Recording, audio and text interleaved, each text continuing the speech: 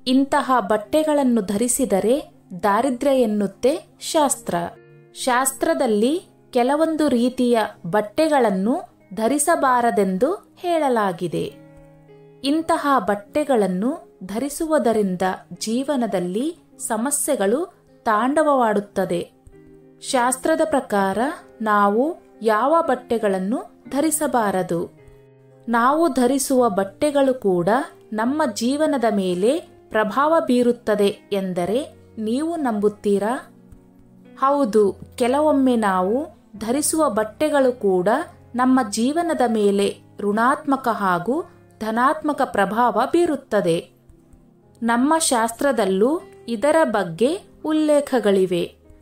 ನಾವು ಮನೆಯಿಂದ ಹೊರಗಡೆ ಹೋಗುವಾಗ ಬಳಸುವ ಬಟ್ಟೆಗಳ ಬಗ್ಗೆ ವಿಶೇಷ ಕಾಳಜಿ ವಹಿಸಬೇಕು ಎಂದು ಶಾಸ್ತ್ರದಲ್ಲಿ ಹೇಳಲಾಗಿದೆ.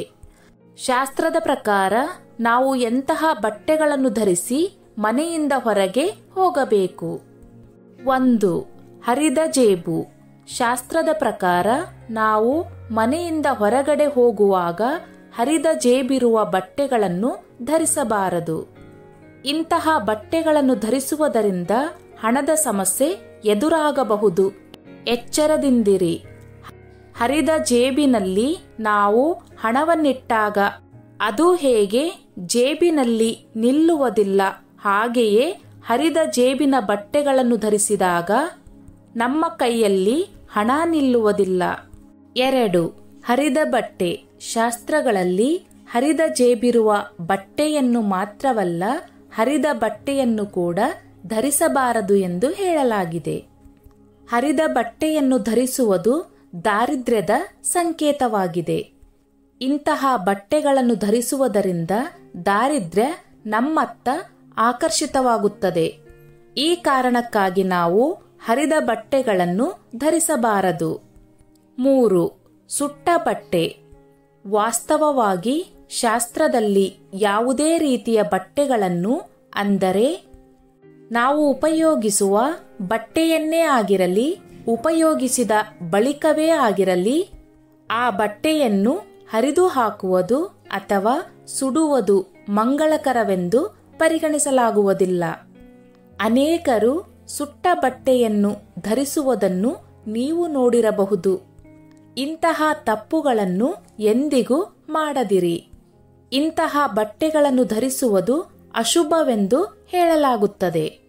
ಎಲ್ಲಾದರೂ ಅಪ್ಪಿತಪ್ಪಿ ಬಟ್ಟೆ ಸುಟ್ಟು ಹೋದರೂ ಅಂತಹ ಬಟ್ಟೆಯನ್ನು ನಾವು ಧರಿಸಬಾರದು. 4. ಬಣ್ಣ ಬಣ್ಣದ ಬಟ್ಟೆ. ಸಾಮಾನ್ಯವಾಗಿ ನಾವು ಶುಭ ಸಮಾರಂಭಗಳಲ್ಲಿ ಬಣ್ಣ ಬಣ್ಣದ ಬಟ್ಟೆಗಳನ್ನು ಧರಿಸಿರುವುದನ್ನು ನೋಡಿರುತ್ತೇವೆ. ಬಣ್ಣ ಬಣ್ಣದ ಬಟ್ಟೆ ಎಂದರೆ ಒಂದೇ ಬಟ್ಟೆಯ ಮೇಲೆ ವಿವಿಧ ಬಣ್ಣಗಳಿರುವ ಬಟ್ಟೆಗಳನ್ನು ಧರಿಸಬಾರದು. ಇದನ್ನು ಶುಭವೆಂದು ಪರಿಗಣಿಸಲಾಗುವುದಿಲ್ಲ. 1 ಅಥವಾ 2 ಬಣ್ಣಗಳ ಮಿಶ್ರಣವಿರುವ ಬಟ್ಟೆಯನ್ನು ಧರಿಸುವುದು ಉತ್ತಮ. ನೀವು ಕೂಡ ಶಾಸ್ತ್ರದಲ್ಲಿ ನಿಷಿದ್ಧವಾದ ಈ ಮೇಲಿನ ಬಟ್ಟೆಯ ನಿಯಮಗಳನ್ನು ಅನುಸರಿಸುತ್ತಿದ್ದರೆ ಅದನ್ನು ಹಿಂದೆ ಬಿಟ್ಟು ಬಿಡಿ. ಈ ಮೇಲೆ ಹೇಳಲಾದ ಬಟ್ಟೆಗಳನ್ನು ನೀವು ಧರಿಸದಿರುವುದೇ ಉತ್ತಮ. ಹಾಗೂ ಬೇರೆಯವರು ಧರಿಸಿದ ಬಟ್ಟೆಯನ್ನು ಕೂಡ ನಾವು ಧರಿಸಬಾರದು.